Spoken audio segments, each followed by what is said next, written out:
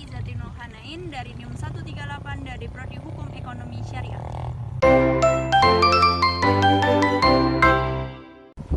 Pertanyaan pertama, peradaban Islam memiliki pengaruh besar dalam ilmu pengetahuan di dunia.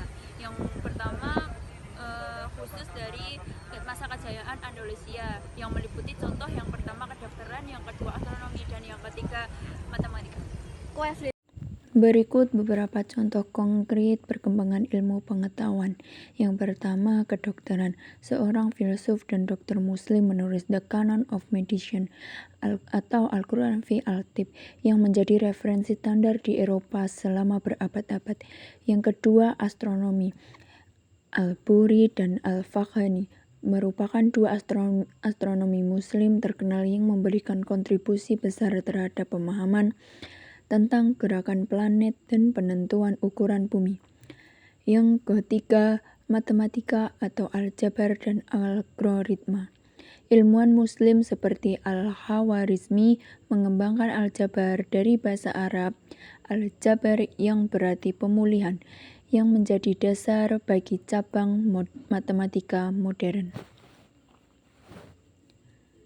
Kemudian yang keempat, kimia. Kimia adalah yang menyempurnakan metode dilatasi, kritalis, dan sublimasi serta mengembangkan proses kimia. Yang kelima, filsafat dan sains alam.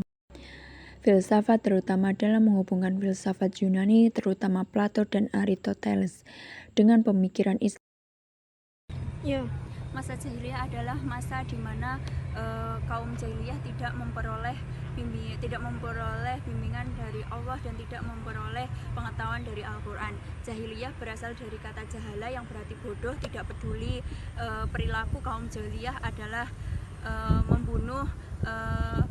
membunuh bayi perempuan. Contoh perilaku jahiliyah pada masa sebelum Islam. 1. Politisme dan penyembahan berhala. Pada masa jahiliyah, orang Arab menyembah banyak dewa dan dewi dalam bentuk patung atau berhala. Setiap suku memiliki berhala yang mereka sembah, dan Ka'bah di Mekah menjadi pusat penyembahan banyak berhala. Mereka percaya pada dewa-dewa yang dianggap sebagai perantara antara mereka dan Tuhan. Yang kedua, ketidakadilan terhadap perempuan. Perempuan pada masa jahiliyah sering diperlakukan dengan sangat tidak adil. Salah satu contoh ekstrim adalah praktik penguburan bayi perempuan hidup-hidup, karena dianggap sebagai beban ekonomi atau aib bagi keluarga. Selain itu, perempuan tidak memiliki hak warisan dan diperlakukan sebagai milik pria, tanpa hak atau kebebasan yang setara. Yang ketiga, perang antar suku. Pada masa jahiliyah, peperangan antar suku sangat umum terjadi. Konflik ini sering kali disebabkan oleh masalah sepele, tetapi berlangsung dalam waktu yang lama karena konsep balas dendam. Balas dendam menjadi bagian dari budaya mereka, di mana pembunuhan atau penghinaan harus dibayar dengan darah, yang menyebabkan siklus kekerasan yang berkelanjutan.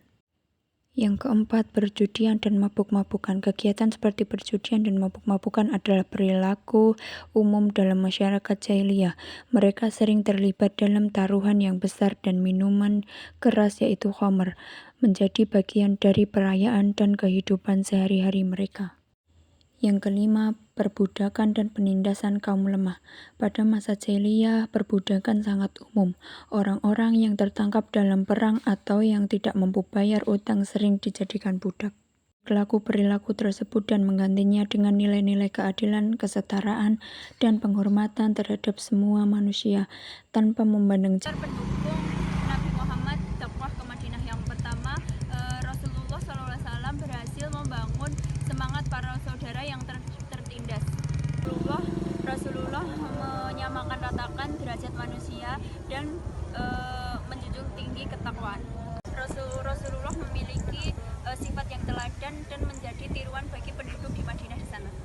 Hasil menerapkan prinsip keadilan di Madinah.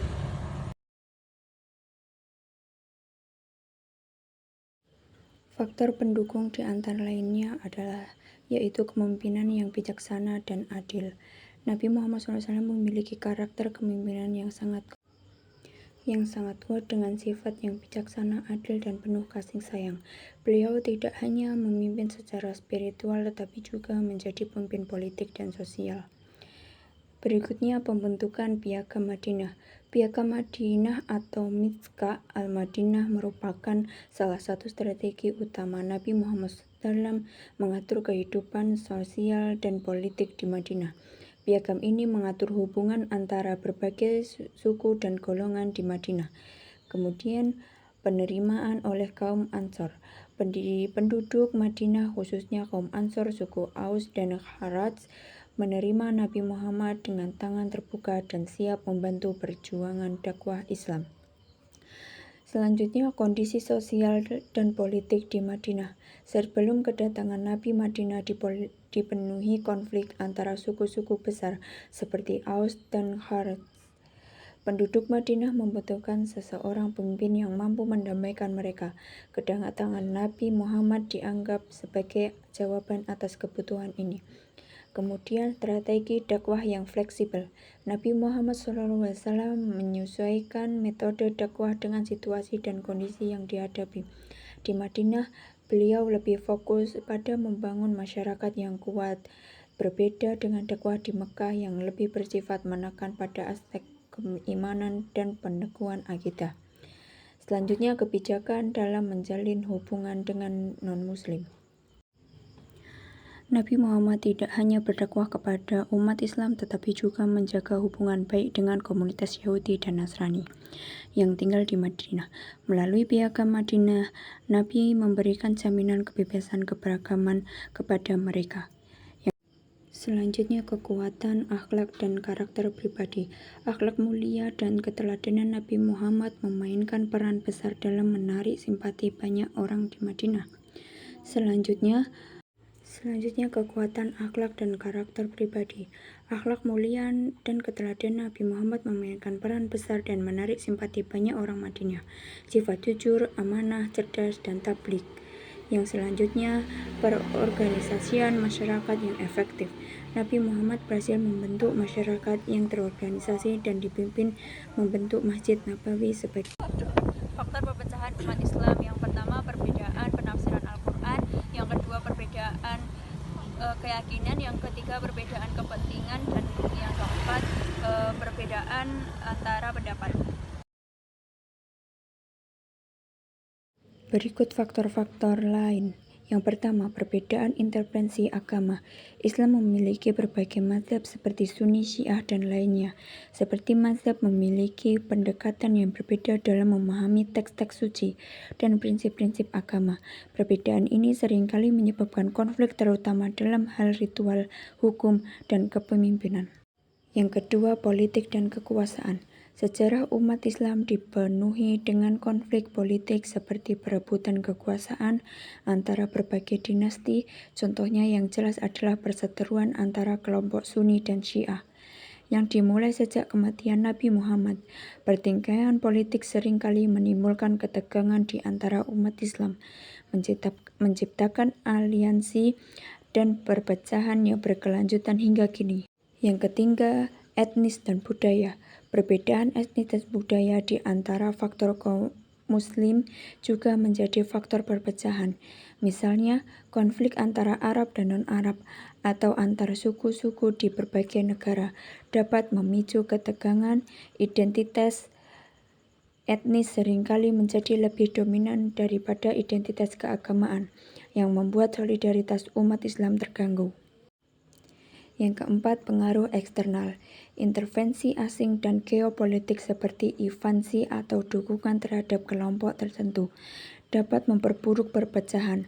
Negara-negara luar seringkali mengeksploitasi ketegangan dalam komunitas Muslim untuk kepentingan politik mereka, yang dapat memperburuk situasi.